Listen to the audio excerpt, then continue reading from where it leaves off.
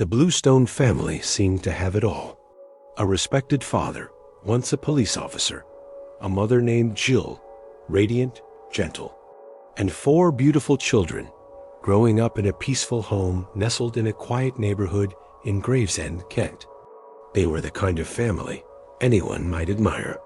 But if there's one thing true crime stories teach us, it's this: appearances can be a complete lie, because behind the door of that tidy house was a horrifying truth no one could have imagined. It all came to light when little Jessica Bluestone, just 7 years old, ran to a neighbor's house in a panic and screamed, "Daddy's trying to kill us." What could make a father turn so violently against his own family? To truly understand how things descended into such deep darkness, we have to go back to the beginning and take a hard look at the life of the man at the center of this tragedy, Karl Bluestone. At the time of the murders, Karl was only 36 years old. But don't let his age fool you. He wasn't some rookie. Karl was a seasoned officer, trusted with high-risk assignments as part of the Rural Tactical Support Team within the Kent Police Force in the UK. Born in a small seaside town, Karl grew up in a hardworking, blue-collar family. His father was a mechanic, his mother an elementary school teacher. From a young age, Karl was captivated by the image of the brave police officers. And that's where the dream began, to one day become a protector of the community. After earning a bachelor's degree in criminology in London, Karl didn't hesitate. He joined the Kent Police Force with one clear goal: to make his mark. And he did. Karl quickly stood out as an exceptional officer, especially in patrol work, emergency response, and handling high-risk situations. The first 10 years of his career were spent immersed in the relentless pulse of major cities, places where crime never sleeps. But then Karl realized something else. Crime doesn't just happen in loud, chaotic cities. Darkness seeps into quiet places too. Even peaceful villages carry their own secrets. And stopping that kind of darkness? That takes someone like him. He transferred to the Rural Tactical Team, a specialized unit that handled everything from livestock theft and illegal hunting to organized crime creeping into the countryside. It was about protecting the forgotten corners, the places most officers never reached. Karl Bluestone wasn't just a good cop. He was the kind of man people listened to, trusted, followed. He had a natural ability to connect, not with fancy words, but with presence. Solid, steady, real. The people in his area knew one thing: if something went wrong, Karl would show up, and he wouldn't leave until it was made right. Karl showed exceptional leadership. In high-pressure situations, the kind where most people panic, he kept a clear head. One of his most notable accomplishments was leading the investigation that dismantled a wildlife poaching ring. The operation resulted in the arrest of over 10 suspects and the rescue of several endangered species. To Karl, being a police officer wasn't just a job. It was a calling, a way to protect what he believed in: justice, community, and the people he loved. Maybe that's why, at some point, he began to ask himself, if I can protect an entire community, then why not start building a family of my own? And then it happened in 1993. That was the year Karl met Jill at a social gathering in Kent. Jill, 31 at the time, was impossible to overlook. Intelligent, sharp, and already building a solid career with the Basildon Council. She was the kind of woman who walked into a room and made it brighter without even trying. But what caught Jill's attention wasn't the lights or the music. It was Karl. Something about him made her pause. And Karl? From the very first moment, he was drawn to the independence and quiet strength she carried. They started dating, beachside walks, weekend getaways, late-night conversations. Bit by bit, a sturdy kind of love took root. And just 1 year after that first meeting, in 1994, they decided to get married. When Jill became pregnant with their first child, she and Karl held a small wedding. Nothing flashy, Nothing over the top. Just close family, a few true friends, and whispered vows exchanged under a warm glow. All eyes were on them. A young couple, full of love and hope, stepping into a new chapter of life. After the wedding, Karl continued serving with the Kent police force. His dedication and composure earned him steady promotions. His fellow officers respected him. His superiors trusted him. He wasn't just a good cop, he was seen as a role model. And Jill was every bit his equal. She steadily advanced in her role as an administrative officer with the Basildon Council. Together, they built what looked like an ideal life, stable, loving, and filled with success. A model family. A future with no visible cracks. As time went on, the sound of tiny footsteps gradually filled the cozy home in Gravesend, Kent. Jill and Karl welcomed 3 more children, 4 little angels who brought laughter and light. From the outside, they were the picture of happiness. A loving couple, 4 beautiful children, 2 stable careers, and a seemingly perfect home. But over time, tiny cracks began to appear in the surface of that perfect family. At first, they were so small no one noticed. But by the year 2000, those cracks could no longer be hidden. The cracks tore wide open, raw and violent, exposing a darkness no one saw coming. Karl Bluestone, the calm, confident officer in uniform, respected by colleagues and trusted by friends, began to change. But only behind closed doors. To the outside world, he was still a model officer. Polite, quiet, reliable. But inside that home, Karl had become someone else, someone unrecognizable. Someone terrifying. At home, his patience wore thin in ways that were hard to explain. Karl began to control the smallest things: where Jill went, who she spoke to, how she spent her time. At first, it was gentle questions. Then came the commands. And then, the threats. The voice that was once warm had turned sharp with rage. Arguments no longer ended with harsh words. They escalated. Karl began to yell, to roar.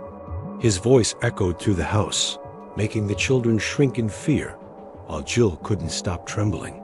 Then came the violence. One night, while Jill was pregnant with their 4th child, they got into an argument. Karl's anger spun out of control. He hit her a hard blow to the shoulder and chest. She fell to the floor, shocked, in pain and horrified at the man who once promised to protect her. That moment changed everything. From that point on, violence wasn't an exception. It became part of the home that was once filled with laughter. Karl Bluestone's temper had grown increasingly unstable and dangerous. He was no longer the devoted husband or the reliable father everyone thought he was. He had become a man who couldn't control himself. Some nights, in a fit of rage, Karl would wave a knife in front of Jill's face. His hands would tremble with fury, his eyes filled with menace. And when things didn't go his way, furniture would fly, sometimes aimed directly at the children, just to silence them through fear. If Jill dared to step outside after an argument, Karl would lock the door behind her, trapping her inside. The home that once symbolized warmth and love had become a cage of steel.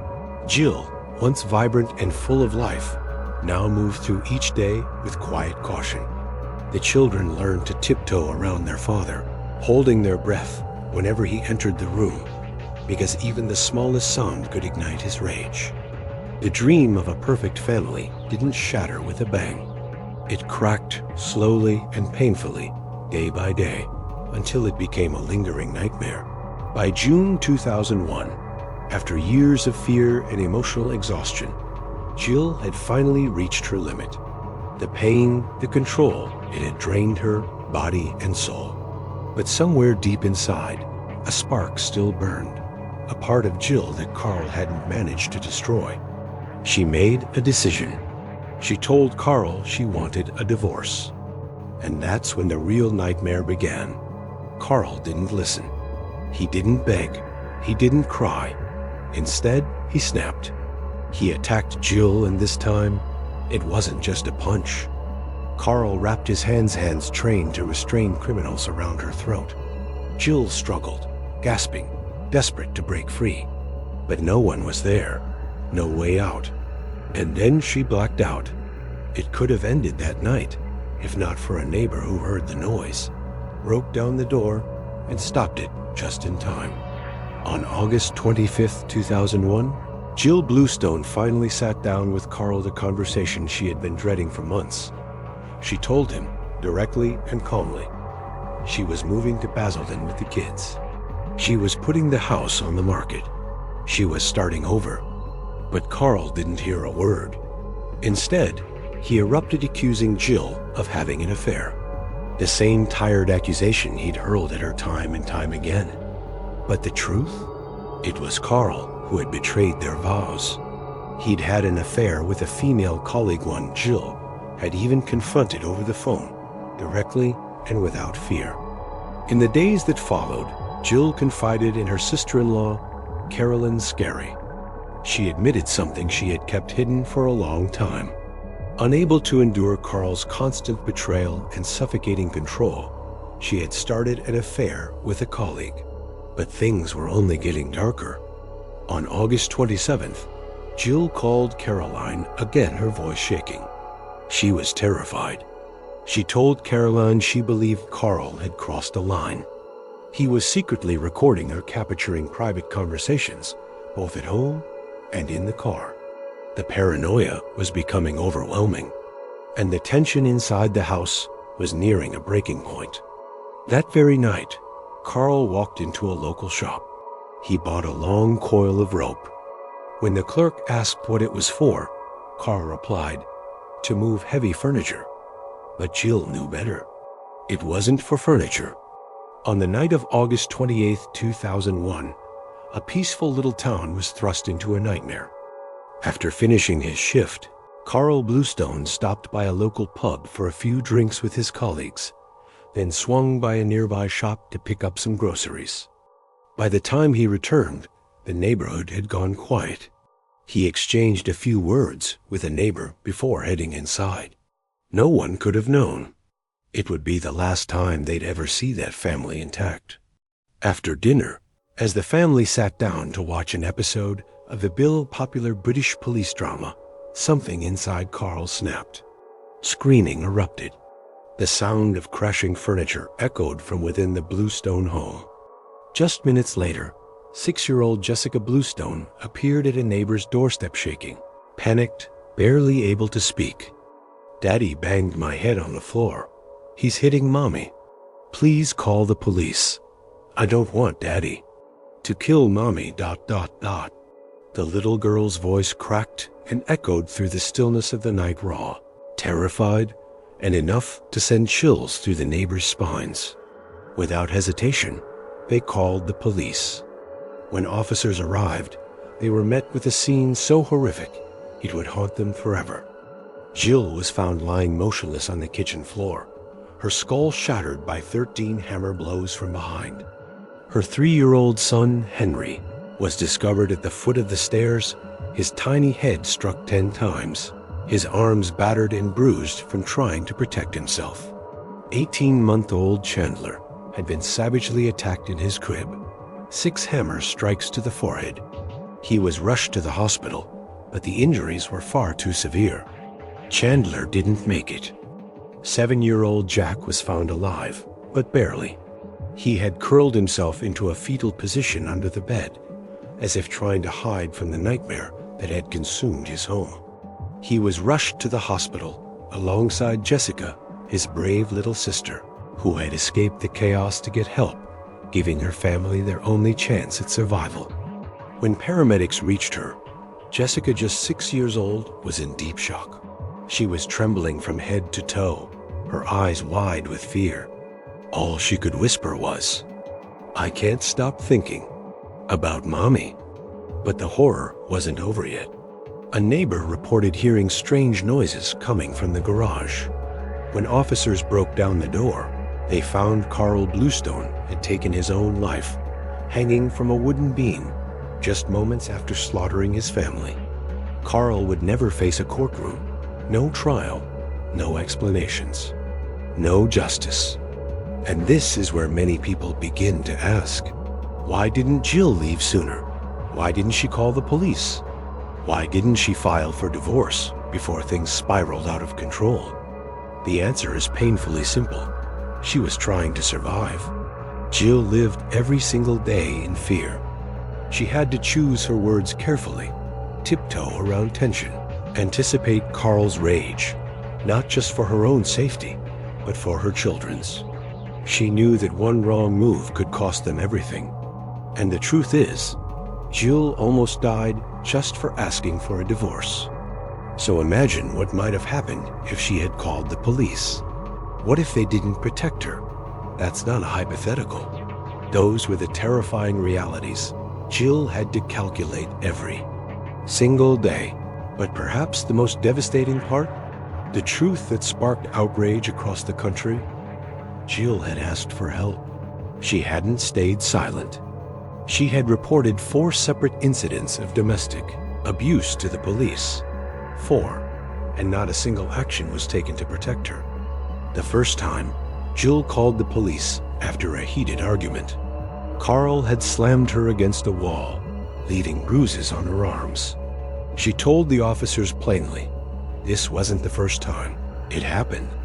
But it was the first time she felt brave enough to speak up. And the police response?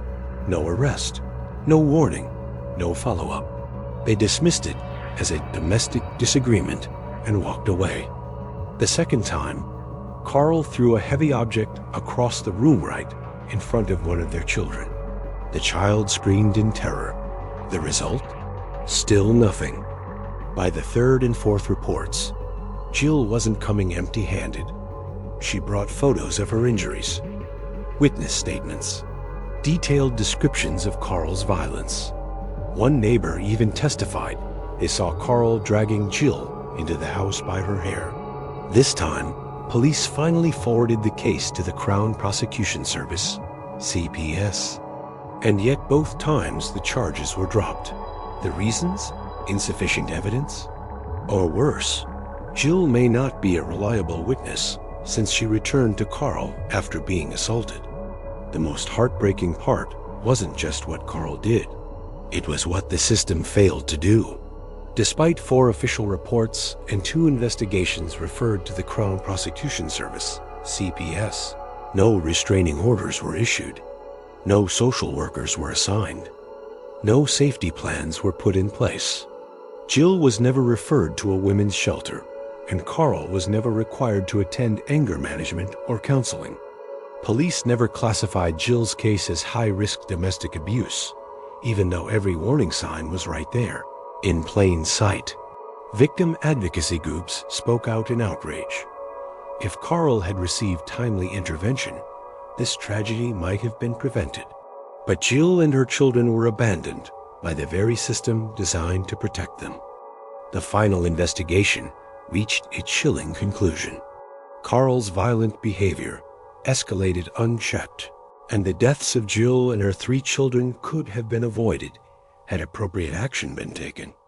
Jill wasn't just trying to survive an abuser. She was fighting the system itself, and that system left her to die. What if you were Jill, trapped inside the very home that once felt safe? And what if, when you spoke up, no one listened? What would you do? This isn't just a question for Jill. It's a question for all of us, because stories like this, they're still happening in our communities, in our neighborhoods, maybe even next door. Share your thoughts in the comments below. Silence kills, but speaking up ... can save a life. Thank you for watching.